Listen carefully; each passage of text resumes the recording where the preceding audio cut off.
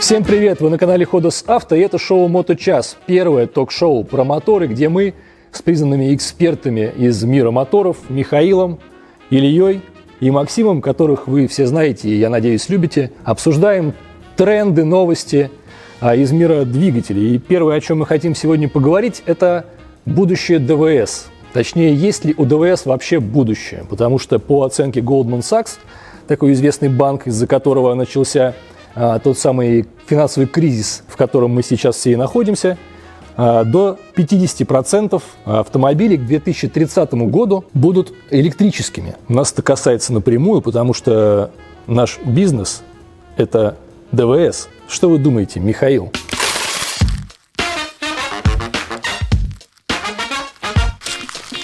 Как вы оцените перспективы? А я думаю, что вот правильно говорят разные компании, включая Audi и Mercedes и все остальные, они кто-то к 30-му, кто-то к 36-му году планируют отказаться от производства ДВС вообще в принципе. Во всем мире произойдут глобальные изменения, но, кстати, в России будет в этот момент все еще стабильно. До 34-го года у нас точно все будет стабильно. Нива на конвейере, да? УАЗ. И это тоже, да. В общем, все будет стабильно, я спокоен в этом плане.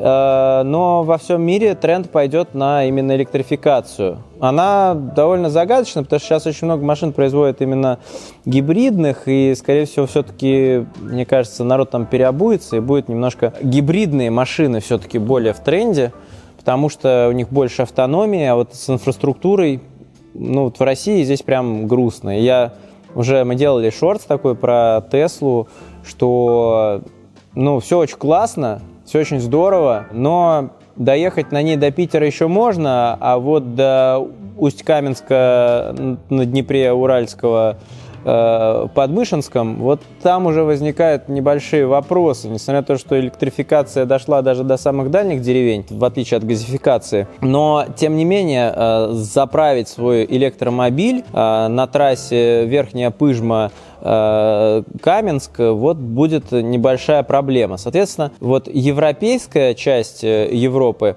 она более подходящая в этом плане для электромобилей, потому что там заправиться можно под каждым кустом, там торчит кабель, и ты можешь его воткнуть и залить в нее 380 под высоким напряжением, и будет у вас все хорошо. Вот. Но, конечно, наши перспективы для российского рынка, я думаю, что еще на очень много лет все-таки связано с ДВС. Вот, Илья Сергеевич, вы как предполагаете на эту тему? Да я считаю, шляпа все полная. Да? Да, я с тобой согласен. Да что тут предлагать? Взять все, да и поделить. Так я и думал. Ну, тебе сейчас вот скажут, меняем твой патруль ключ в ключ на Tesla Model Y.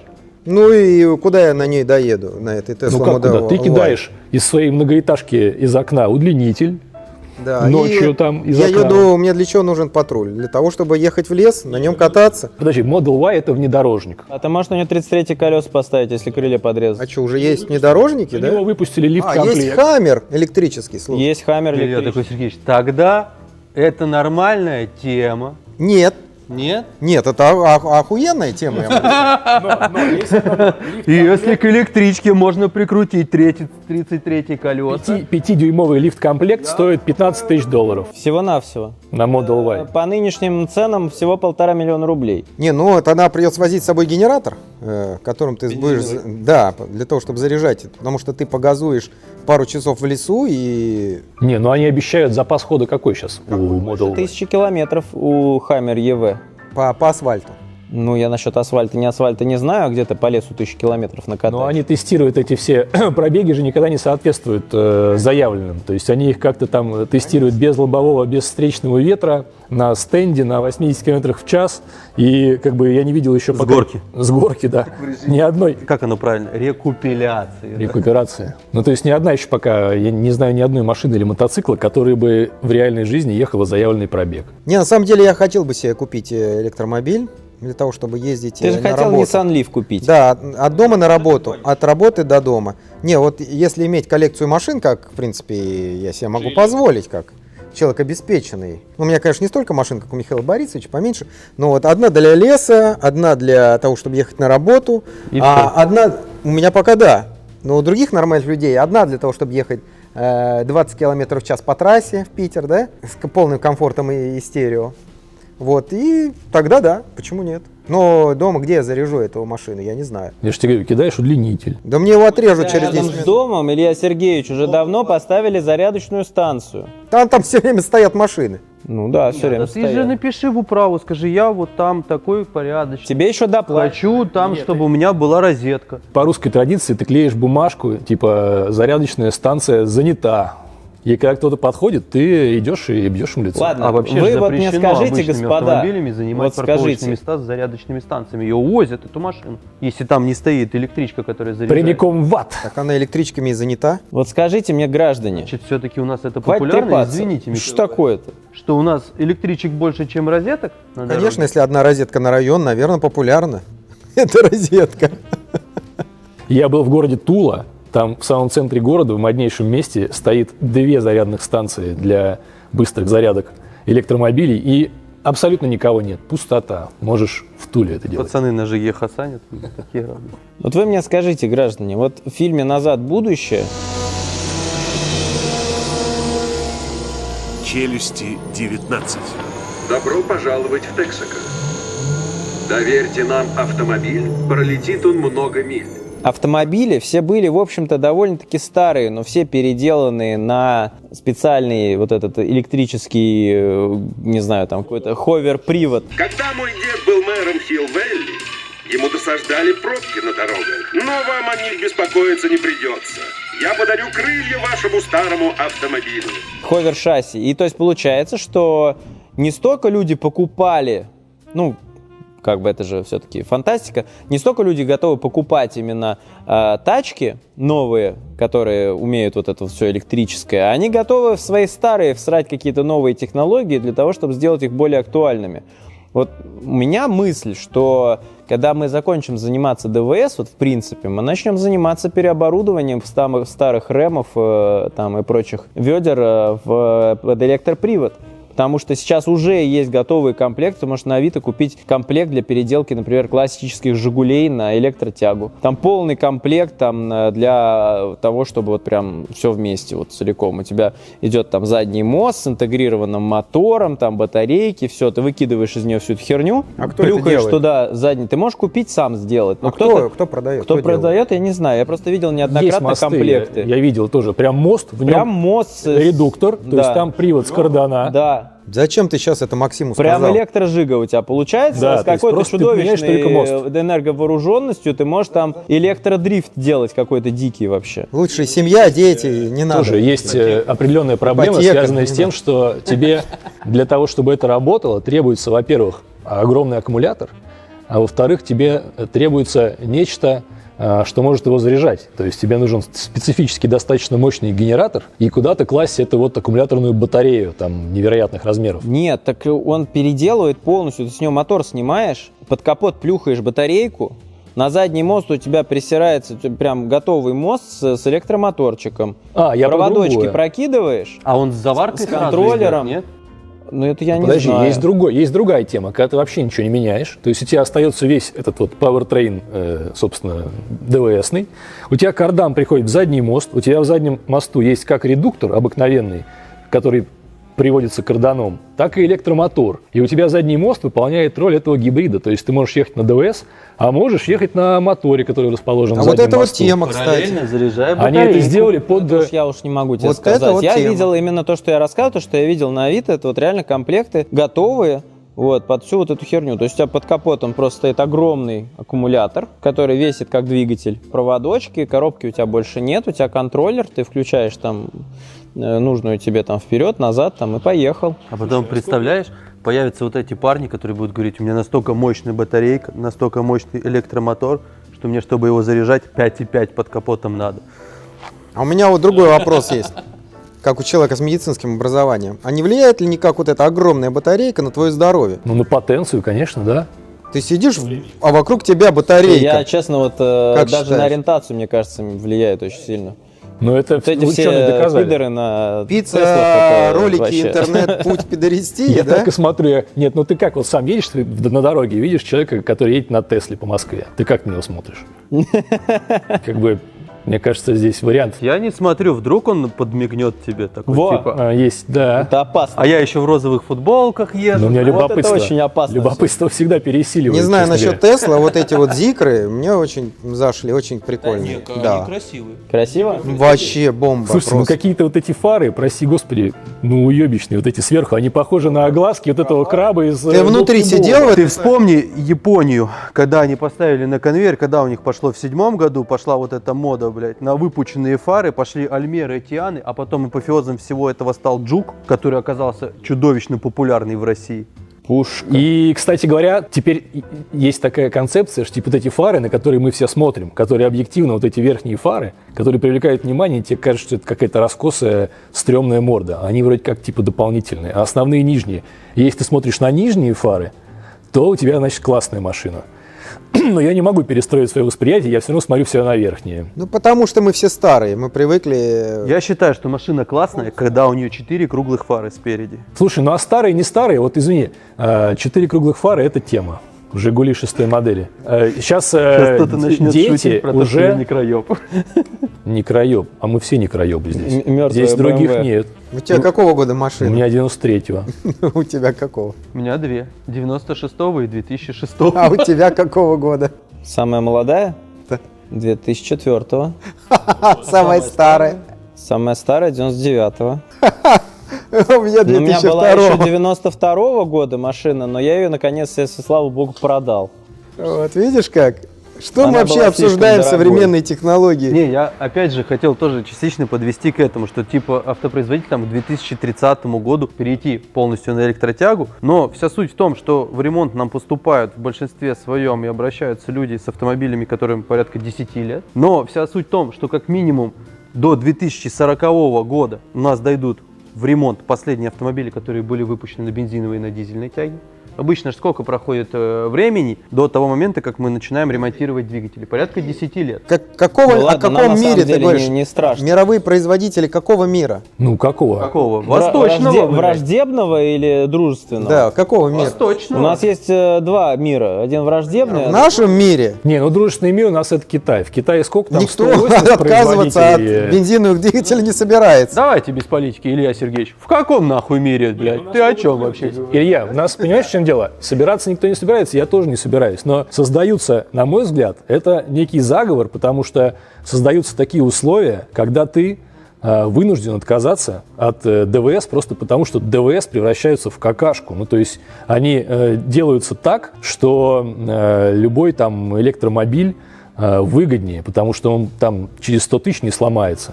Давайте обратимся к истории. В Да начале это абсурдно 20 всё. века, чтобы вы были в курсе, жена Генри Форда ездила на электрическом автомобиле.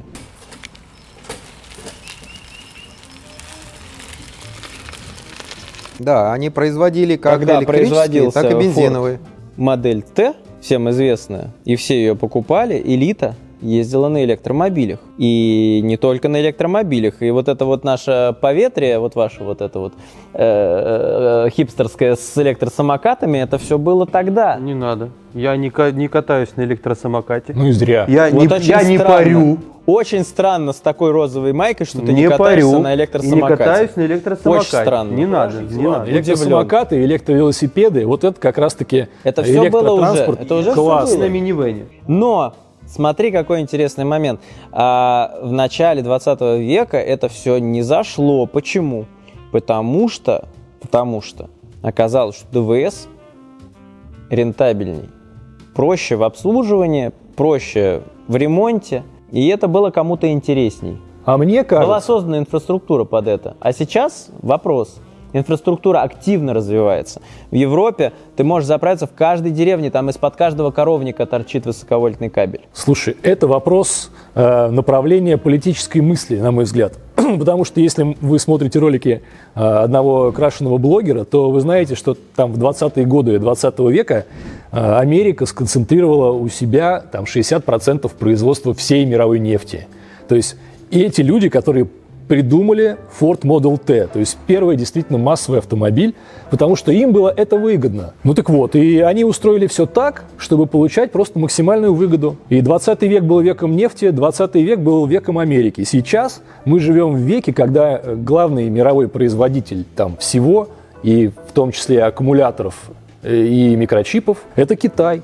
У Китая мало своей нефти, поэтому Китай пытается сейчас поменять все в мире так, чтобы перенаправить все транспортное потребление на себя, вот и все. Представляешь, сейчас у него появляется такая красная точка на груди, только... Кстати, это вообще все не про экологию. How dare you? На самом деле нифига не про экологию, как это позиционируется, потому что физику как бы обмануть довольно сложно. Не, безусловно, у некоторых получается, тут вопросов никаких нету, но в большинстве случаев законы физики, они фиксированы, и ты не можешь получить энергию из ничего. Соответственно, все вот эти вот электромобили, которые так славно и экологично передвигаются по нашим городам, кстати, вы, наверное, кто в Москве живет, обратили внимание, что у нас пропали троллейбусы. Да, вот вы видели, что у нас нет больше троллейбусов в Москве? Электробусы. Да, и Зато мы есть здесь, электробусы. здесь мы подклеим видос, как горит электрический автобус, и поговорим об этом немного еще позже. Так вот, и не только в Москве пропали троллейбусы, и много где они пропадают потихонечку. Во-первых, чтобы произвести эти литий-полимерные, литий-железные, литий-ионные и прочие батарейки, это вообще ни разу не чистое производство. Плюс для того, чтобы выработать такое количество электроэнергии, надо что-нибудь сжечь, ну или не сжечь, или надо, значит, какие-то там ядерные атомные электростанции, потом это надо электричество как-то передать, потому что расход, соответственно, растет. То есть на выходе мы точно так же, то есть вот для природы нет никакой разницы, на чем мы ездим. Вот если мы не пересядем на лошадей, то принципиальной разницы не будет. Лошади будут пердеть, и это тоже парниковый газ. Кстати, да. Вот, то есть это не про экологию, это просто про что-то другое. Соответственно, кому-то это просто интересно и выгодно, и кто-то хочет на этом заработать денежек. Именно на производстве аккумуляторов, на инфраструктуре для всего этого, потому что это огромные, колоссальные, невероятные совершенно бабки. Ну и плюс вот этот вот интересный на данный момент как бы образ бесплатности передвижения на электромобиле, потому что его практически не надо обслуживать, а заправка стоит там условные 100 рублей. Это все прям сильно ненадолго. Как только реально какое-то большое количество людей пересядет на электромобили, то и заправка станет совсем других денег стоить, и плюс начнутся определенные но. Но это как бы так работает экономика, и не будет бесплатного вот этого перемещения в пространстве, к сожалению. У меня есть, извини, Илюха, я быстро скажу, есть классная, связанная с этим история. Моя тетка работала в совете директоров австрийской нефтяной компании ОМV, и к ним приезжал какой-то министр то ли из Кении, то ли из Конго, который добивался встречи с руководством Австрии и говорил, что ребята, прекратите у нас копать, у нас уже перекопали всю страну, там просто изуродовали нахрен, просто перерыли всю экологию, воды чистой нет, это все делают там дети, мы уже просто в полном шоке от этого всего, пожалуйста, прекратите, не надо. Это для производства аккумуляторов. Ну да, литий. Литий, что там еще? Никель. Мне вот больше вопрос такой. Меня лично вообще не интересует, что там происходит в недружественных странах. Меня интересует, что будет у нас в стране с этим вопросом. А у нас полно газа, полно нефти, поэтому вот, как кстати, у нас будет развиваться? Вот, кстати, и мне совершенно непонятно, зачем в стране, где полно газа и полно нефти, на полном серьезе двигают эти электрические темы. Стали делать «Москвич» электрический за какие-то бешеные миллионы. Да. Стали делать «Эволют» зачем-то. Ну, есть какое-то количество людей, которые отвечают за производство автомобилей там в нашей стране, которые на полном серьезе говорят, давайте разрабатывать типа отечественный электромобиль. То есть «Москвич» сказал, вот новость на этой неделе была, что типа мы в 2024 году будем делать локализацию своего электромобиля. Там будет двигатель, типа и кузов сделаны в России. Вот, то есть это что? Я понимаю, что где-то там сидят какие-то там рептилоиды, которые вложились крупно там в этот литий, и им выгодно, чтобы все пересели на электрокары. Но, блин, в Руси почему? А я слышал, как Владимир Владимирович выступал и сказал, что будущее за газовыми двигателями в России. Потому что у нас полно газа. Я считаю, надо делать газовые двигатели, то есть переделывать бензин под газ. Вы немного все заблуждаетесь относительно того, что производство двигателей каким-то завязанным образом на нефть и так далее, Нефть потребляется вообще как бы не в той пропорции автомобилями, в которой вы думаете. Нефть и газ, они в основном потребляются тяжелой промышленностью. В частности, из нефти сделано вообще практически все, там, вплоть до одежды делается все из нефти. Расход ее на транспортные какие-то вот эти вот моменты, он смешной и мизерный. Он смешной и мизерный. Вот если у тебя идет контейнеровоз из Дубая в Иран, этот контейнеровоз, он у тебя сжирает топливо, как полгорода автомобилей будет ездить, понимаешь? Это все вот так. То есть производство, тяжелая промышленность, там, металлургическая, она сжигает газа, у тебя такое количество, что ты прозреешь просто. У тебя вообще во всей России все машины столько не сжигают. Потому что неважно, сколько у нас газа, это никак не коррелирует с тем транспортом, на котором мы ездим. Не, ну если какое это копеечка. Отношение цена топлива, вообще нефти, имеет к цене бензина? Никакого. Вот сейчас у нас бензин стоит, извините, 92-й 50 рублей какого-то хрена. Отвратительно. А нефть, извините, стоит херню. Но она подорожала уже чуть-чуть. Ну, подорожала. Но это же не то же было, что в 90-е. А в 90-е у нас нефть стоила $120 за баррель, а бензин стоил ни хрена, там, сколько, 15 рублей. Нет, а вот газ, между прочим, Вот тебе и ходит за корреляция, а биржей. ее нет. Нет, это потому, что есть определенные заправочные мафии, скажем так, которые у нас понятно, что бензин дорожает всегда. Нефть дешевеет, бензин дорожает, нефть дорожает, бензин дорожает. Такого, чтобы бензин дешевел, я лично в своей жизни не видел ни разу. Но вот есть действительно такое прекрасное топливо, как газ. Да? То есть огромное количество автомобилей, автолюбителей ездят на этом чертовом газу. Газ ходит за биржей. Он прошлой зимой стоил 16 рублей. 16 рублей. Сейчас он стоит там 26-27. Но неважно. Но он может подешеветь, потому что зимой ты просто больше газа забиваешь в емкость заправочную, у тебя дешевеют транспортные издержки, у тебя дешевеет газ на заправках. Почему нет? Я согласен с Ильей, прекрасно. Топливо будущего. Сейчас Toyota разработала на аммиаке вообще двигатель. Слушай, многие из производители... мочи, из санины, из говна. Представляешь, просто ты едешь. Замечательно. Ну а как у тебя на самом деле? Я когда занимался металлообработкой, у нас были клиенты, которые покупали газовые электростанции, то есть огромный дизельный двигатель, который заводом-изготовителем переделывается под газовый, и он работает по заявкам на любом газу, лишь бы горел. У тебя коровник. Да. Ты собираешь пузырь такой огромный. Коровы кукают, коровы какают, в коровнике тепло. Опять же, и парниковый газ не уходит в атмосферу, а ты его собираешь и сжигаешь, выделяя другой парниковый газ. Идеально. Ну ты его чуть-чуть полезным делаешь. Очень полезно. Это что, получается, оборот пердежа в природе, что ли? Да. Так и есть. Это идеально. Да нет, на самом деле многие производители делают двигатели газовые исходно прям с завода. Вот у нас мы тут, например, по ошибке отправили человеку, нам очень стыдно, вместо двигателя G6 BA мы отправили L6 или EA. Да, G6 EA должны были отправить, отправили L6 EA. Вот, а он чисто под газ сделан, этот мотор. Вот нам было, конечно, очень стыдно и неловко, и пришлось возвращать двигатель. Хотя многие их ставят, без проблем ездят на бензине, хотя у него значительно выше степень сжатия. Но тут вот вопрос такой немножко спорный, насколько он будет полноценно как бы ездить. Но многие ездят, и большинство компаний, которые занимаются корейцами, они возят исключительно эти газовые модификации, что они существенно красивей. А вот это, кстати, очень интересный вопрос. Чем бензиновые, но за счет того, что у них такая высокая степень сжатия, вопрос, на чем им, собственно, ездить. То есть мотор, который исходно создан под 92-й бензин, на 92-м уже эксплуатировать вообще никак не получится. 5-й для него тоже маловат по октану. Вот, и очень желательно 8-й ездить. это миф. 8-й бензин это миф. Ну, Вот там 100-й, 8-й бензин, Егор желательно считает, в него что лить можно и ставить минимум. газ на любой двигатель, и он будет ездить долго и героически. Можно, конечно. А как ты считаешь? У них разные режимы эксплуатации просто становятся. Если у тебя низкая степень сжатия, у тебя очень маленький диапазон оборотов, в которых ты можешь ехать на газу. Ты не можешь дать нагрузку на газу, если у тебя очень низкая степень сжатия. Ну, я знаю, что американцы и канадцы, например, и даже австралийцы, там в 80-е годы была мода строить, допустим, эти топ-фьюэл, короче говоря, драгстеры на газу, потому что очень высокое октановое число, можно повышать степень сжатия практически бесконечно. И, ну, как бы достаточно успешно они это вот делали. на метановых моторах Volkswagen степень сжатия доходит до 15 к 1. На Mazda Skyactiv тоже на бензиновых. Нет, там немножко другая тема. Да, там просто цикл изменили. У тебя там не Отто, а Миллер. и за счет того, что там цикл Миллера, у тебя идет перепуск, и поэтому степень сжатия не коррелирует с компрессией, получающейся Она на бывает выходе. расчетная, когда ты считаешь фактически объем диаметра цилиндра, Да, это расчетная. объем камеры сгорания, есть фактическая степень сжатия. То есть у тебя получается, что поршень пошел вверх, а клапана еще приоткрыты, и он лишний туда.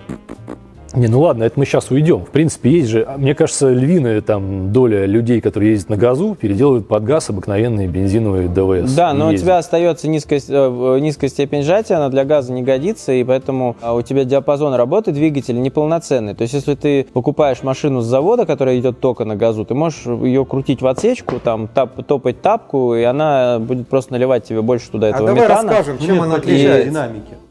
Чем У он тебя будет отличается? хорошо ехать, но в за динамике машина мотор, чуть-чуть который теряет. сделан с завода на газу, чем отличается от обычного бензинового мотора? Там вообще на самом деле несущественное отличие, у него выше степень сжатия, сильно выше.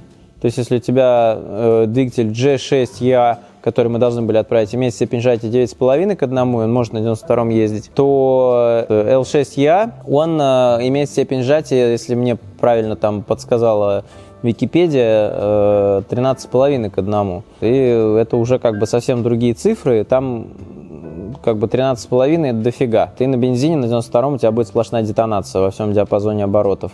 Вот. А может быть там даже и 15, я, честно говоря, не знаю. Может быть вот так. Какие еще Ему отличия? сразу подкидываешь хорошие Ну, еще распредвалы, отличия-то какие-то есть? дросселя. Что? Еще какие отличия? Отличия другие, у него клапана отличаются по материалу, и седла твердосплавные там стоят. Вот. В большинстве моторов, ну, Вага, по крайней мере, там вольфрамовые седла. И поэтому как бы с ними Только очень... уточняй, что-то на что дорогом. они не целиком вольфрамовые, там идет хитрый процентный состав. Давайте, возвращаясь Мы к про теме. газ не дорассказали. Про газ не договорили, Еще раз да. там надо досказать, что там. Короче, Максим, когда занимался металлообработкой, как он уже сказал, он сталкивался с этими газовыми моторами и знает, что когда приносит Большими голову... газовыми Да, моторами. когда приносит голову от газового мотора, все, собственно, станочники сразу говорят: идите нахер со своей головой от газового мотора, потому что на него уйдут вообще все резцы, и еще придется столько же купить. Ты не обработаешь. Да, Тебе и не ни хера хватает ты там- жесткости. Да. Единственный шанс был обработать головку с газового мотора, где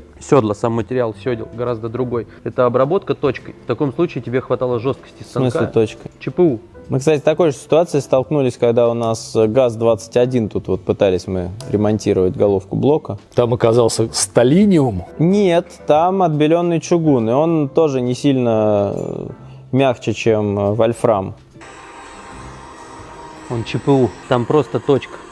И он этой точкой вырисовывает все седло. Ты когда режешь фасонным резцом, Я ты режешь огромную площадь, у тебя отгибает весь резец во все стороны. Да, я все понял. Соответственно, чем у тебя жестче седло, тем больше нагрузка на резец, и его отгибает. Да, я А понял. когда у тебя режешь точкой, у тебя, во-первых, большие обороты, Да. маленькие съемы, Да. и ты можешь обработать вот это супер-пупер твердое седло просто с потрясающей шероховатостью, оно будет круглое, а не овальное. Ну, собственно, это и проблема двигателей, которые работают на газу, не с завода, а те, которые устанавливаются газовое оборудование колхозно, ну, или там в каких-то крупных фирмах, но все равно это колхоз, потому что там этого не стояло с завода. Все, что не стояло с завода, это колхоз, вы сами об этом знаете. В общем, в любом раскладе, когда у вас двигатель под это не заточен, то у вас всегда будет подгорать и изнашиваться седло. Там вариантов у вас нет это обойти, кроме как установить вольфрамовые. А вольфрамовые вам установят примерно никто. Смотри, на как у него меняется лицо. когда я это Естественно, пробег на газу для одного и того же двигателя будет не таким же, как если бы туда колхоз не устанавливать. Но Егор со мной, естественно, не согласен, и он считает, что если вы ставите газ, то вы за время эксплуатации, пока у вас прогорят седла, сэкономите такую огромную сумму, что за эти деньги можно будет дважды поменять двигатель. И он будет прав. Есть моторы, которые держат этот газ совершенно спокойно, причем на низкой степени сжатия, в старые практически все нижневальные американцы, которым, в принципе, мне кажется, все равно на чем ездить. Ты на них ставишь газ, там рассеивание тепла там, дичайшее, потому что у тебя, во-первых, клапан с тарелку, а во-вторых, у тебя, кроме клапана, у тебя еще коромысло и длиннейший, там, тяжеленный этот пушрот, который просто берет это тепло, как бы лишнее с клапана на себя. Там гидрокомпенсаторы, ему, в принципе, пофигу, то есть он ездит бесконечно. Единственное, Ну, вот чем ты его можешь разбирали убить, такой small block как раз было дело. газовый, на Да, газу. клапанами бриться можно было. Ты не видел моторы, когда мне привозили головки-кубики с газового мана, а там клапан внутри седла. Мгм. То есть рабочей фаски на клапане нету. Мгм. То есть клапан стал по диаметру, как диаметр внутреннего седла. И он просто туда ушел. Вовнутрь в канал. продавило его, да. Все.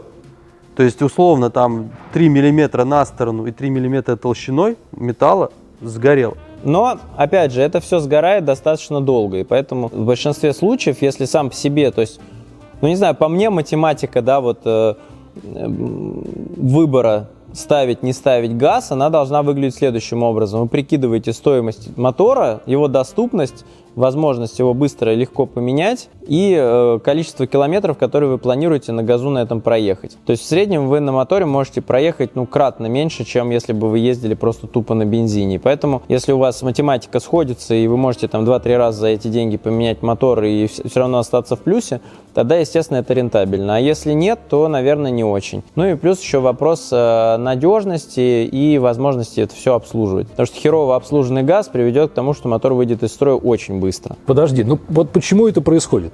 Потому что я специально справился, там скорость горения примерно у них одна.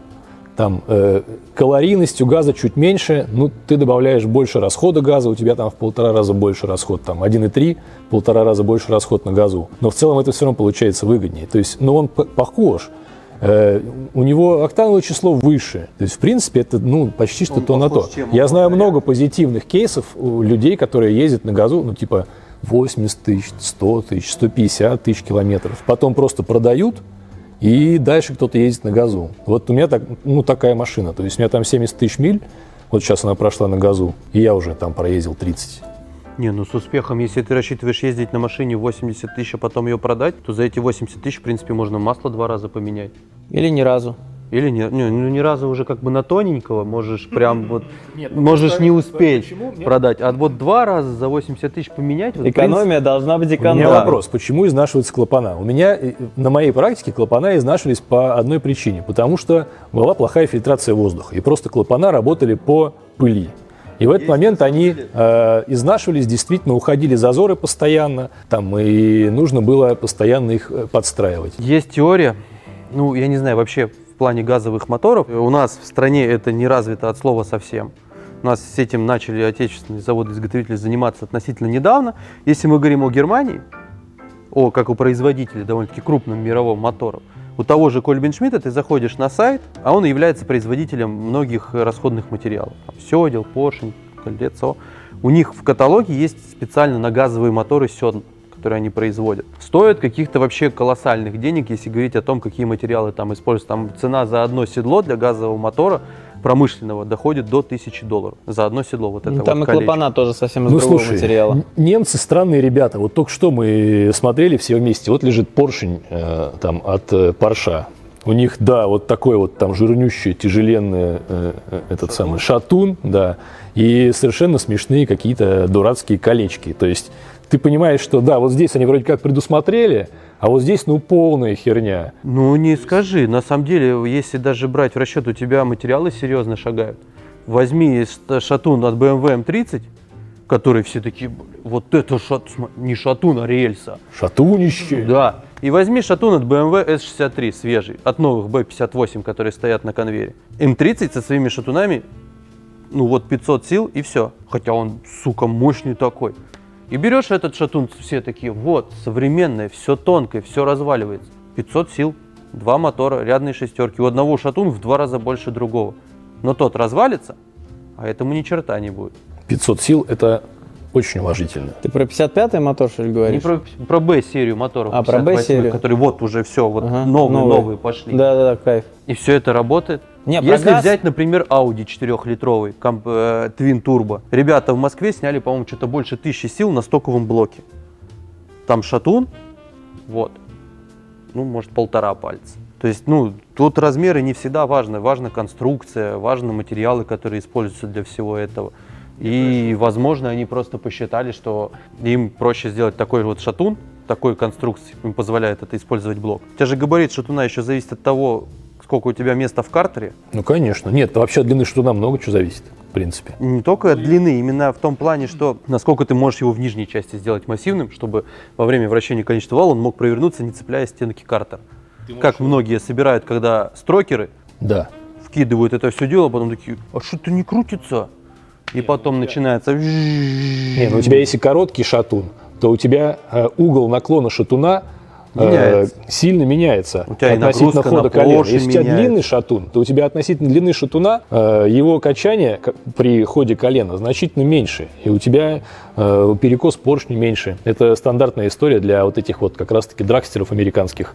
Они все делают там на максимально возможно длинных шатунах. Считается, что там если ты вообще хочешь... Там большой не запас. совсем в этом дело, но не суть. Ну, в том числе. Мы там про газовые моторы говорили. Да. Ну ладно, бог с ним, мы ушли от темы, Да давайте ничего мы вернемся. не ушли. Ты про газы вот говоришь, что почему это все знаешь. А вот все значит, что у тебя температурный режим меняется на клапанах. Он должен быть на бензиновом моторе, у тебя клапан омывается бензином, охлаждается. А может он не охлаждается, а может он смазывается? Ну, в Я основном тоже он начал о том, что охлаждается. теорий много. Почему жрет седло? В основном он Седло просто охлаждается. так не жрет. Но Если даже ты дело не посмотришь, совсем в этом. Я тебя сейчас перебью. На всех газовых моторах, где клапанам и седлам концы, там будут напрочь изношенные направляющие втулки клапанов. Подожди, Когда изнашивается выпускной. направляющая втулка клапана, у тебя клапан перекладывается, становится на седло и защелкивается. Мгм. И у тебя происходит на седле не только момент удара, а вот это трение.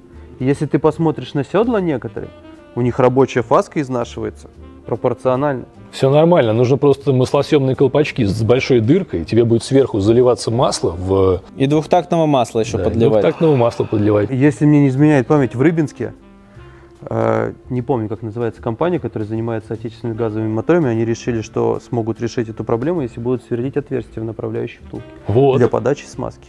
Но никто не знает. Тут видишь колоссальное количество Нет, ну подожди, теорий, связанных с тем. выпускной клапан. Допустим, там впускной клапан может смазываться бензином, это я принимаю. Но выпускной клапан, как бы, он в любом случае не смазывается ничем. Но в выпускном клапане у тебя горит топливо, потому что у тебя недостаточная степень сжатия.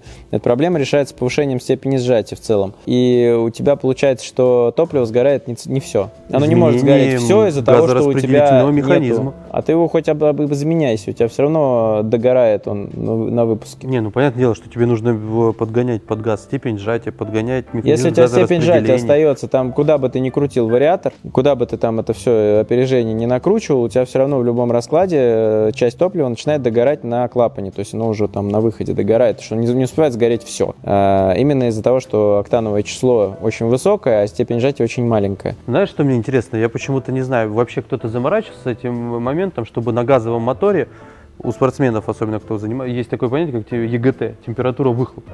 Измерить. Измерить на газовом моторе температуру выхлопа. Мы можем это сделать. Вот это вот был бы на самом деле весьма интересный момент, и было бы понятно, насколько он догорает в выхлопе, какая там температура выхлопа. Пишите в комментариях, если хотите выпуск с измерением температуры газ против бензина. Слушай, мне интересный вопрос. А вот те как специалисты в этом деле. А есть дрифтовые машины на электрической тяге? И раллийные машины? Раллийных не знаю. Я знаю, что, по-моему, в Самаре есть компания Club Turbo, которая занимается повальным тюнингом для «Жигулей». И они лет 6 или 7 назад собрали турбо-семерку на пилевом моторе с газом. А на И электричестве? катались в локальном чемпионате. А на электричестве... Еще и карбюраторную, небось. Не, турбо-16, пилевый мотор. И багажник открываешь, на место спортбака красный баллон лежит такой. А на электричестве в формуле дрифт пытались, по-моему, что-то там строили, какой-то электрический Камаро. Даже можно посмотреть видеоролики. Ну, звучит это все забавно. Когда у тебя тут тачка, не издавая никаких звуков, просто... Но основная проблема с дрифтом на электромоторе в том, что у тебя нет сцепления. То есть тебе в дрифте, как и в любом как бы спорте, тебе Ну, ты можешь его нужна сделать. механика и Да удержание там нет в определенных этом оборотов. проблемы. Коробку пристрать к электрическому мотору не проблема. Сейчас современные электромотоциклы делают с коробкой передач, потому что там делают недостаточно, не слишком большой мощности двигателя, к нему присирают обычную коробку. Сейчас начнется срач, давайте поговорим про электрический Аурус мотоцикл, блядь.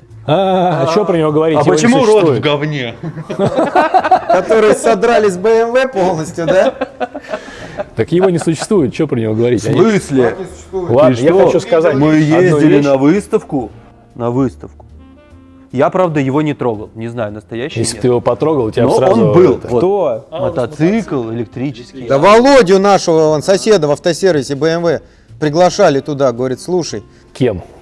посоветоваться. Когда его строили, он подошел и сказал, ну это же полностью содранный BMW. Что вы хотите здесь строить? Ну, просто деньги уже как бы, ну, все Вы уже, очень скользкую тему, ребята, трогаете. Так, а мы вот эти вещи мы будем показывать по платной подписке.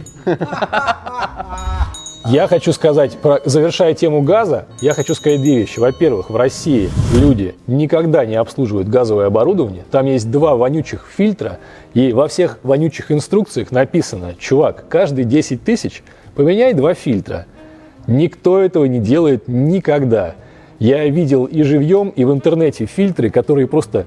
Но у нас газ с дерьмом, то есть там не просто там песочек. Опять скользкая политическая тема. Что за фигня? Почему у нас газ с дерьмом? Вот объясни ты мне, пожалуйста. Владимир Владимирович, это самое лучшее дерьмо в газе. У нас самый лучший газ в мире. Так вот, поэтому рот в дерьме. Так, все, товарищи. Кошмар. Товарищи, вы ходите по охуенно тонкому льду. Ну ладно, бог с ним. И еще я хочу сказать, Владимир Владимирович, снимите препоны при легализации газового оборудования. А ты же легализовывал, да? Чтобы легализовать газовое оборудование, нужно пройти 10 кругов ада. И в стране, которая продает газ, я согласен с Мишей, что процент продажи там газа и нефти там на средства перевозки жопы, он может быть и небольшой. Но если это даже копеечка, почему ее терять? Но вы же с этого поимеете плюс. Сейчас так хотелось въебать жесткую черную шутку, блядь, и я прям сижу такой, держись, Макс, держись, не надо. А что не тебя надо. удерживает? 3 камеры, блядь, и статья, блядь. Мы обещали телезрителям поговорить про безопасность электромобилей. Lично я ни за что в жизни, несмотря на то, что у меня газовый автомобиль... Это говорит человек с баллоном. С в баллонами, багажнике. да, но я расцениваю это как нечто более безопасное, чем гребаный аккумулятор, потому что я понимаю, что, в крайнем случае я получу утечку, которую я, конечно же, учую, потому что он воняет. А здесь у тебя просто автомобиль загорается, есть видосов этих миллион, как просто Тесла стоит на парковке, вот из Шанхая, мы потом покажем его нашим телезрителям, просто стоит Тесла и загорается. Стоит там автомобиль Range Rover. Вот в Лондоне сгорел аэропорт недавно, там парковка просто выгорела полностью. То есть загорелся гибридный Range Rover, он просто стоял на парковке и нахрен загорелся. 150 машин, здание в труху, все нахрен обрушилось. И при этом есть некое сокрытие фактов. То есть, допустим, там в этом случае официальное заключение было, что сгорела дизельная машина. Но там прям есть видос, где стоит этот Range Rover, и видно, что он горит под сиденьем водителя. Такой, то есть в как том у самом академика, месте. что ли? Наверное. Такой же, как у академика. Позвоните академику, он еще жив? Я надеюсь. 100%. Стрёмно, я не знаю. Какая-то вот эта горючая тема, этот литий. Причем, если он горит, ты его не потушишь. Когда только начали гореть Теслы, был случай... Бля, я прям уже вижу, как ты газ, блядь, тушишь охуенно. Да, блядь. Ну ладно, слушай, Вообще хорошо, легко, газ выгорел за... Он прям вот так вот, как въебал и нехуй тушить, бля. Максим, газ выгорел за полчаса, как и бензин, и все. А эта штука горит 2 суток, и пожарные, когда там первые Теслы горели, В смысле они 2 звонили суток? в Теслу, аккумулятор литиевый горит 2 суток, и ты его ничем не потушишь. Пожарные звонят в Теслу, говорят: алло, как тушить вашу херню? Они говорят: мы не знаем, просто отойдите, и пусть она догорит. Ну, хера себе. А то, что двери могут закрыться, электрические люди Вот. сгорят вместе с Да, в этой Тесле Теслой, это не как? существует физической связи ручки с замком. Тяги. То Так у есть тебя в там- половине современных тачек, блин, не существует реальной тяги между педалью газа. Это ладно. Но ты прикинь, ты дергаешь ручку, и у тебя, чтобы открылся замочек, вот здесь у тебя ручка, а вот здесь у тебя замочек. И чтобы ручка открыла замочек, у тебя идет команда в шину, в компьютер. Ну, так, мне Компьютер кажется, до хрена дает где такое, через не только в противоугольный Тесле. блок вот эту херню. Да и не, когда ты, например, не. врезался в дерево, тоже были случаи, когда ты врезаешься в дерево, у тебя 12-вольтовая электросистема на Тесле в этот момент по какой-то причине отказывает. Там, по причине того, что ты, допустим, расколол аккумулятор. И все. И до свидания, Да, потому мне что кажется, не да откроешь много дверь. на каких современных машинах нету вот этого. Да не, в основном ручка есть у людей. Ну, в нормальных машинах в основном есть. Я не знаю, у меня от Tesla возникло какое-то двоякое очень ощущение. Она напоминает мне какую-то, знаешь, машину из вот этого невероятного, удивительного коммунистического будущего, когда все общее, и ты вот садишься в некий унифицированный модуль по перевозке жоп, и он тебя везет куда-то, или ты там на нем едешь. Это индивидуальный модуль для перевозки жоп. Вот это что, знаешь, как вот Алиса вот это вот была, это у Кира Булычева такая вот эта вот вся книжка детская, да, там про вот это вот все. И там вот эти были флайеры, да. Когда ты приходишь на эту парковку флайеров, берешь любой флайер и летишь на нем куда тебе надо. Вот Тесла, она такая же, она абсолютно бездушная машина. Вот она не вызывает вообще никаких эмоций. То есть вот ты в нее сел, и она никакая. Вот вообще никакая. То есть вот не хорошая, не плохая. Она такая, ну ты сел, кресло такое, ну нормально. Сидишь вроде, ну удобно. Вот все это такое какое-то вот никакое. И вот эта вот бездушность автомобиля лично меня, конечно, отталкивает, потому что я люблю такие тачки, которые вот ты вышел из нее, припарковался около дома, ты ее оставил, ты идешь домой, такой оборачиваешься, ты думаешь, сука. Потом такой думаешь, да, классно. Потом так проходишь еще чуть такой, ах ты ж, хорошо. Есть одна Хорошо. проблема, Михаил Борисович. Нельзя ездить на такой машине каждый день. Почему? Ну, дорого и не получается. Во-первых. А во-вторых, в Тесле, смотри, ты входишь в интернет, вводишь пароль на госуслуги, раз, сел в Теслу, и тут тебе приходит повестка. Она закрывает все двери И ты едешь и в везет тебя военкомат. в военкомат. Идеально. Это, мне кажется, надо эту идею подать, собственно, нашему... Охуительно. По платной подписке мы будем, короче, парировать, знаешь, вот, блядь. И там чувак такой сидит, закрыть их нахуй. Потом такой, не, пусть еще Идея попиздят. хорошая. А идея Ты хорошая. торчишь по кредитам, раз тебя Да-да, к служебным такая, приставам. А вот с этого момента. И в службу приставов Ребята, А была же вот- такая приколюха в Штатах, где тачки, которые по подпискам были, если ты не платил лизинг, они, блядь, тебе говорили, не, братан, ты сегодня едешь нахуй, а не по делам. Ну, нам сейчас напишут в комментариях, что современные Теслы стали делать совершенно на других аккумуляторах, которые уже так не горят. Они действительно начали... Не, ну как не горят? Только старые тоже Теслы никуда не делись, они так и ездят. Между прочим, Тесла же была замечена, по-моему, коллективный иск был в Норвегии, когда, значит, норвеги хитрые, которые на Теслах одними из первых стали ездить, которые, значит, на них там ездили с 10-го, с 8-го года, и они начали менять аккумуляторы и ездить типа дальше на них, и не покупая новую Теслу. И Тесла начала запускать, вносить обновление программного обеспечения, которое, как на айфонах раньше, сейчас не знаю, как на айфонах, когда обновлениями гробили батарею намеренно. Они начали это гробить, в Норвегии это доказали и впороли им иск там какой-то. А вот мне, смотри, Шаечки, интересно. да. Ничего себе. А вот с нынешними санкциями может такое случиться? Ты купил Теслу, да? Эти враги народа нашего российского, советского. Убить всех русских на Теслах, блядь. Абсолютно верно. Ты садишься, Я сгорает сразу. ты нажимаешь кнопку запустить, а он говорит, а уж Васин Гитерболин, иди нахер, блядь, все, кирпич. И уезжает сама к себе туда. Она в тебя Европу. спрашивает, чей Крым? Ты отвечаешь, А ты отвечай ей, как эти и чуваки, она не которые... взрывается. Нет, такое может быть технически? что- Или взрывается, у тебя выбор только два. Я же слышал, они Они не будут. отключили все обновления, ничего невозможно. Были случаи, когда человек на Тесле, не поставленный на учет в электронную систему, въезжал из Америки в Канаду, и она превращалась в кирпич, потому что думал, что это контрабанда. Это я знаю, было такое. А у нас они отключаются? Или Я не нет? знаю, мне кажется, теоретически на машине, которая вся управляется бортовой компьютерной системой и подключается к интернету, ты можешь делать вообще все, что угодно. Ты можешь ее дистанционно поджечь. Почему там, допустим, Ты можешь слушать, что внутри. да, Происходит, да? конечно. Она же голосовые команды Да, воспринимает. всех врагов народа очень легко будет уличить. Так это же вообще тогда, Отличная вещь. так ее надо было назвать, 37-й год, блин. Это же можно вообще что угодно. Тебя можно в ней Tesla Model закрыть, 37. можно тебя в ней Можно закрыть закрыть. и ментов вызвать. Зачем вызывать? Она тебя довезет. Да, нет, такая машина нам не нужна. Она с комфортом тебя довезет до ближайшего А ты участкового что, пункта полиции. Враг народа? Тук-тук-тук. Эй, кто знает, Он лишнее. друг народа. Пизнешь что-нибудь Но лишнее только по какого? дороге. Вот вопрос. Ты себе уже на статью тут напиздел. Все нормально. Здесь все свои смотрят. Я на Тесле не езжу, блядь. Нет, у нас все только советское, отечественное. Нет, на самом деле мы говорили, этот же калининградский автотор, пока не поставил какого-то китайца там на конвейер, они же собирались сделать, кстати говоря, мотор-комплекты для переоборудования корейцев Китайцев. из ДВС, да, в китайцев, да, но только электрических. Блин, а чем занимается Автотор? Подожди, калининградский. БМВ же они больше не собирают там? Какого-то китайца делают там. Они взяли какого-то китайца, причем какую-то новую фирму, какой-то стартап китайский, который, значит, отдал им часть производства. Но только я не видел, что мне что-то продавали. Я знаю, что Solers сейчас делает этот самый ЖАК Т6, лицензионный пикап, который уже типа уделал УАЗ в сегменте пикапов в Руси. Так цена. 2 мульта. Цена-то.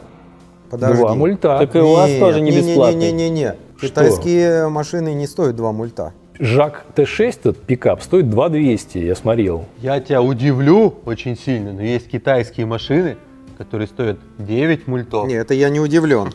Я просто смотрел пикапы китайские, они стоят 4 там плюс. Я не знаю, что больше зашквар, ездить на китайце или ездить на Тесле.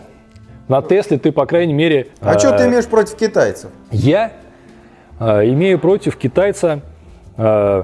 4-литрового чирокеза на газу. Нет. Лицемерного такого, Такого знаешь. прям... Чироки никогда на газу не будет ездить, нет. Крайслер минивэн у меня на газу, Чироки никогда, только бензиновый. Это элитный. Это как потому бы, что ты ездишь на скакун. Чирокезе, а на Фак, Крайслер фуэл минивэне экономи. жена? Да, нет. Безопасные пацаны. Жену люблю. На Чирокезе никогда не будет газа. Это элитный скакун, его надо кормить. Если ты хочешь, чтобы как бы, он нормально жил и функционировал, то его нужно, Ушел конечно, от ответа, кормить да? хорошими Тактично. кормами. А так против Да, китайцев я Егорка. имею. Ну ладно вам, сдачу я против сдачи суверенитета в российском автопроме. Я считаю, что российский автопром должен производить российские машины. И я считаю, что сейчас российский автопром пытается каким-то образом, значит, сказать, что мы будем делать там какие-то электрокары, мы там какой-то то да сё, там какие-то новые технологии. Ни хера. Вот это полное говно. Надо делать как индусы. Вот индусы, они имеют технологии там 30-х годов, они понимают, что они не могут делать лучше ничего. Какой-нибудь тот же Royal Enfield. Они там берут, да, это из 30-х годов мотоцикл. Да, технологический уровень ваш таков, что вы не можете делать ничего более технологичного самостоятельно, но они делают это все полностью сами и имеют гешефт. Пожалуйста, Royal Enfield просто это самый популярный, в мире мотоцикл. Он продается везде. Там Потому что он экстремально миллиардами. дешевый. Да, там ничего нет, и это целая уже субкультура. Даже там в Америке за ним очереди уже стоят. А какой в Америке. Россия дает суверенитет? Ну как какой? Ну какой? Ну как какой? Вот Сейчас АвтоВАЗ они- делает все из иностранных комплектующих. Ну, Он у сейчас них- они начнут копировать китайские машины, как вот москвичи, и делать наши. Но они не могут делать свои микрочипы, они не могут делать там пластика тупо своего, там не везде есть. Там, ты вспомни, когда только началось все, когда там типа 10 лет импорта замещали, а потом петух жареный клюнул, и когда реально не стало всего. Нахуй. Нас сейчас за это выебут в пиздец. Это все нельзя. Нет, это я все отрезают. Наоборот, это ультрапатриотизм. Я считаю, что национальный автопром должен быть национальным и делать пусть и попроще, но все свое. Вот так. Согласен. Попроще, но все свое. Идея хорошая, делать попроще, но все свое. Вопрос, принимаем мы какой-нибудь евро или не принимаем. Вот если мы принимаем евро, то у нас попроще уже не получается, потому что технологичности не Так хватает всё для отменили производства нахрен. какого-нибудь евро. Всё это евро. А если мы евро не принимаем, то мы можем пазики клепать сколько угодно. Кстати, на эти пазики, в принципе, в Северной Корее очередь. А что, УАЗы? У нас же этот вот, как это, 523 или как его, этот ЗМЗ, который V8 от пазика, его же сняли с производства. Все сказали, вы что, обалдели, а на чем нам ездить? Все регионы ездят на пазиках. Они грузят тонну газа на крышу, и на этом газу прекрасно этот никак не подготовленный к газу ЗМЗ. Ты имеешь в виду тот автобус, на котором ездят 2 раза в жизни в армию и на кладбище? Именно он. У него специальная сзади дверь под это дело. Ты просто Илья У Москвич. тебя сквозное, как бы, знаешь, как кишечник. Ты заходишь в переднюю дверь, а выходишь из задней. Да, написано вход, а сзади написано выход. Пазик переваривает людей. Ладно, вы на самом деле это шовинистический московский юморок. Вся страна ездит на этих пазиках. И я был удивлен, когда обнаружил, что эти пазики производятся до сих пор в огромном количестве. Так офигенная техника. Нет альтернатив. Если развивать это, если вкладывать в это, можно даже все эти конструкции как-то немножко привести к какому-то общему знаменателю. Нет ничего плохого в нижневальных моторах, скажу я, как человек, ездящий на нижневальном моторе. И я... Который, между прочим, Евро-4 выполняет уже в 2004 году. Несмотря на все свои «но» и «если», он выполнял Евро-4. И сейчас он, наверное, даже почти Евро-4 выполняет. Хотя катализаторы у него немножко уже не те, благодаря моей Кто-то бестолковости. скажет, ничего нет плохого и в заднем приводе. Гайку подвариваешь под лямбду и снова те. Ну, я так и сделал, ну а что делать? Ну, ничего не делать.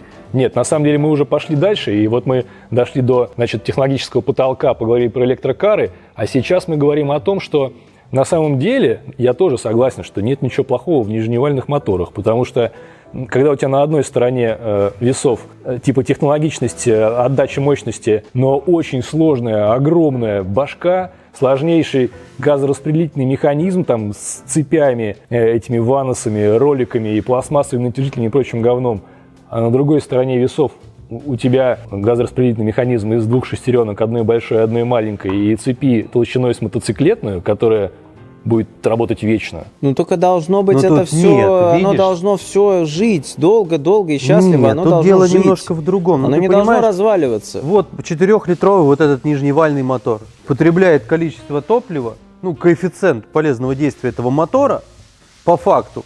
Ни о чем. И вот взять там, блядь, 4 новых каких-нибудь мотора рядных четверки.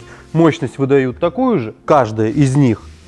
Хорошо, двигатель Хеми выдает 410 лошадиных сил с фазорегулятором. Какой? 2006 года выпуска. Двигатель LS Подожди. нижневальный. Подожди. Они уже все, кстати, ЛС Подожди. закончились, нижневальные моторы И на GM. двигатель, соответственно, 3UR, который выдает те же самые 400 без малого лошадиных сил. Насколько сложный технологичный 3UR, да ладно, хрен с ним, ВК-56, ВД. Пипец сложный мотор. Те же самые 5,6, 5,7 литра. Ну.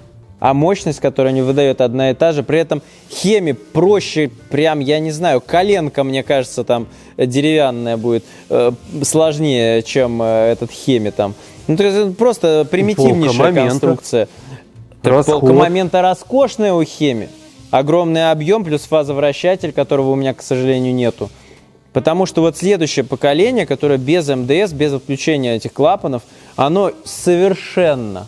В нем с 5,7 снято 400 лошадиных сил, с бесконечным ресурсом в 1,5 там, плюс миллиона, с необслуживаемым механизмом ГРМ и вообще любыми другими системами. Мотор, в который ты просто никогда не лазишь. Может, даже масло И у менять. тебя на другой чаше весов у тебя, соответственно, сложнейшие вот эти ВК-56, 3UR и вот это вот все остальное безобразие, которое с того же самого объема снимает ту же самую мощность, только намного сложнее. Ну, с меньшим расходом и с Да, другой полкой плюс-минус момента. такой же там расход. Да, Слушай, ну. вот я ездил, Илья помнит, даже видео есть на канале Хода с авто про ебалайку. Есть. Daihatsu Hi-Jet, трехцилиндровый, Кстати, много просмотров 4 собрал. клапана на голову, турбированный, 660 кубических сантиметров, 62 лошади. То есть я, когда брал эту машину, я думал, ну вот, сейчас я брал ее после 4-литрового Ты думал, гранда. она будет есть я 2 думал, литра на сотню, что да? сейчас эта моя как бы маленькая машинка будет позволять мне ездить на запахе бензина. Хрен там, 8,5, 9 литров, зимой 10 литров. И как бы ты что не возьми, но возьми там 1,6 от Kia, там любой современный. Он там те же 9 литров тебе будет жрать. Ну да, у меня кирпич там в городе жрет 15-17, А вот Только здесь 92-го. 92-го. мы плавно подошли. Форд у меня хавает в городе при активной эксплуатации 10. 95-го. Нет. Или ты второй льешь? Да я туда лью, вот что на заправке есть. Хорошее настроение 95-й. Нехорошее настроение 92-й. Совсем Приезжаешь на дерьмовый, заправку. 76-й. Нету, Давись. Нету. Вот, Нет 92-й. 76-го. Причем я тоже, типа, открываю шлючок бензобака, там 95-й. Но ты не Он у меня сравнивай. в жару звенит, Егор, он у меня звенит и на 92-м, и на да, 95-м. Daihatsu Hi-Jet это микроавтобус на полном приводе. Но он задний привод. А у него. любые, по моему мнению, автомобили коммерческого назначения должны быть дизельными. Иначе у них огромный расход топлива. Да, ты видел цены на солярку? Но Ты ничего с этим не поделаешь. Ты видел цену на солярку? Проблемы 61 индейцев шерифа не ебут. Вот мне очень интересно, я бы даже пересчитал. Вот у меня расход у Рэма по трассе 18 литров, у тебя по трассе расход 10, хотя, наверное, даже побольше. На чем? На патруле. Да, 10, да? Побольше. 12. А у меня на кирпиче по трассе 10. расход по трассе максимум 12. Максимум. Это если я ни в чем себе не отказываю. Я говорю, если на моем бы патруле стоял бензиновый ТБ-45 или ТБ-48, он бы ел 20. Нет, на трассе бы он не ел столько. 20. Ну, 17. Это минимум. Это не потому, что он бензиновый, а потому, что это очень-очень тяжелые машины. Для таких тяжелых машин, конечно, решение – это дизель. Как и коммерческого транспорта. Ну, если ты Если возишь я грузы, еду на микроавтобусе, на бензиновом, груженном тонной, ты представляешь, какой там будет расход? Смотри, у тебя получается 100 километров на твоей машине стоит 732 рубля. Так, Правильно? я не знаю. Это 61 рубль умножить на 12 литров. Не, на 10, на 10. Да не гонит. Не, у меня на трассе Я не 12 верю. не ест. Я не верю. Да не ест он 12. Так, а у меня получается 49 рублей умножить на 18. 882 рубля. Разница 100 рублей. но здесь ты едешь на благородном V8 со звуком, с кайфом, а здесь... Разница 100 рублей. И к тому же еще и сдохнет Братан, поезд D30. когда эта машина была выпущена в 2002 году, 100 рублей на солярка 100 километров. стоила совершенно других денег. Она стоила дешевле, чем 92-й. Да, а сейчас дороже. Но так как все поменялось, соответственно, сейчас да. Давай-ка мы сейчас возьмем дизельного X5 и кто-то калькулятор свой выключит.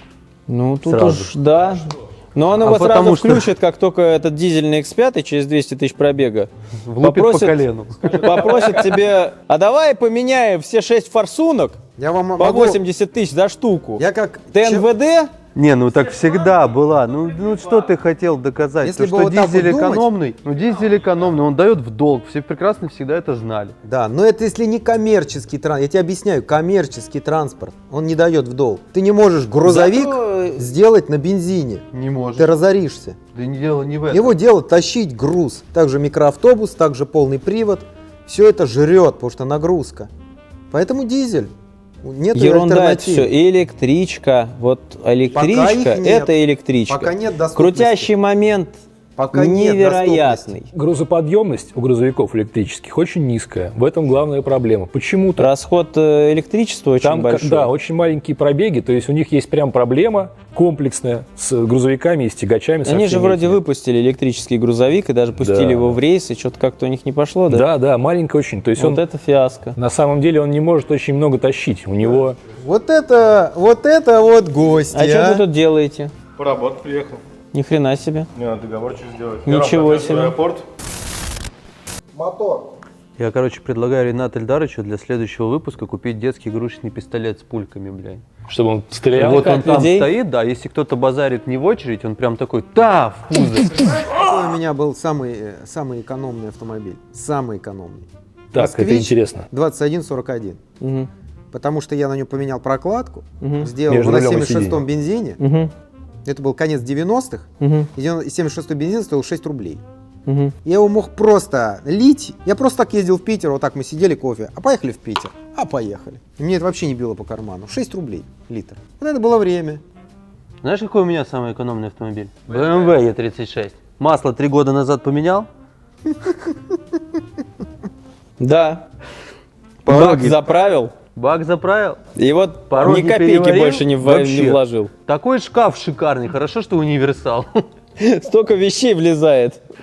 Есть у нас один Е36. Не ездит только. А Форд, сука, бензин жрет. Это потому что ты на нем ездишь, блин. А, мы так считали, да? Какой можно подвести итог? Мы все гребаные нищеброды, потому что состоятельный человек вообще не думает ни про какие эти все там железки, и что там внутри, и как там изнашивается аккумулятор, и про всю вот эту вот шляпу.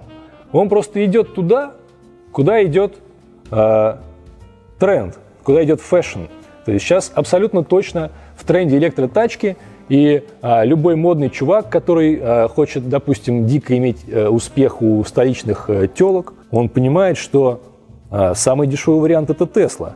Потому что на Феррари есть не у всех, там или что-то еще дорогое и моднейшее, А Тесла, неважно какая она, да, ты, Миша, не получишь, конечно, от нее удовольствие, там, глядя на нее, тебе кажется, что это мыльница, но кому-то это и не требуется. Достаточно того, что у тебя Тесла. Какая у тебя машина? У меня Тесла. О, у тебя Тесла. Вот и все. Это как с айфонами. Чуваки с айфонами не говорят, что Android говно. Но чуваки с андроидом говорят, что iPhone говно. Чуваки с Теслами не говорят, что бензиновый рэм параша. Но чувак на бензиновом рэме говорит, что Тесла параша. Именно так. Ну в этом же есть доля определенной Это просто логики. чувство собственного превосходства вот такое большое, да? Когда вот ты достаешь iPhone, вот, нажимаешь кнопку, у тебя твоя Тесла выезжает с парковки, подъезжает к тебе, ты в нее Ну, такой то есть, как бы, садишься. возможно, это довольно-таки хороший продукт, который Просто, мы не в силах просто понять для этого у тебя ввиду должен быть своих iPhone. каких-то своих Или у личных меня его приоритетов. нет. Боюсь, что у Он нас ни у дорогой кого очень. здесь его нет. Потому что iPhone слишком дорогой. Вот тебе зачем машина? А между прочим, предводитель, зачем вам деньги? Да как зачем? Как зачем? Вот как у меня одно время была шутка, что ее купить, чтобы на ней ездить, что ли, каждый день? Типа, ебаться чинить ее кто будет? В смысле, блядь? Понимаешь, да? Вот. И также здесь, как бы, ну, купить тачку, ездить, кайфовать, получать максимум динамики, на открытом паркинге не вонять. То есть есть определенный ряд своих достоинств. И если бы это было настолько глупо и бесполезно, но это не было бы настолько распространено и не пользовалось спросом. Конечно, мы не знаем, возможно, это создано искусственно. Ну, в этом есть, наверное, какая-то часть правды. Но, с другой стороны, если у тебя есть свой загородный частный дом, у тебя есть свой гараж с розеткой, ты поставил туда свою Теслу на ночь, как смартфон, ты ее зарядил. Пусть она не зарядится полностью, но там километров 100 ты на ней проедешь, как самокат. Ну да, он не едет там 100 километров, он не проедет, но 30 там доехать до метро и от там метро. поливает, будь здоров сейчас. Короче, напишите в комментариях ваше отношение к электротачкам, а мы будем закругляться. С вами было ток-шоу «Моточас» на канале Ходос Авто. Ну и, конечно же, подписывайтесь, ставьте ваши королевские дизлайки, отписывайтесь обратно, потом снова подписывайтесь, наводите движение.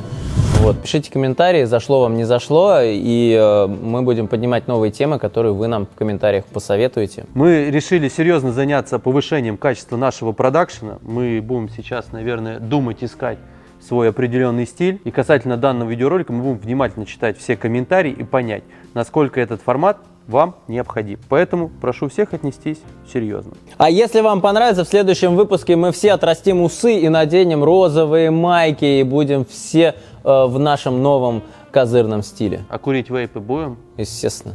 Все, тогда я в деле.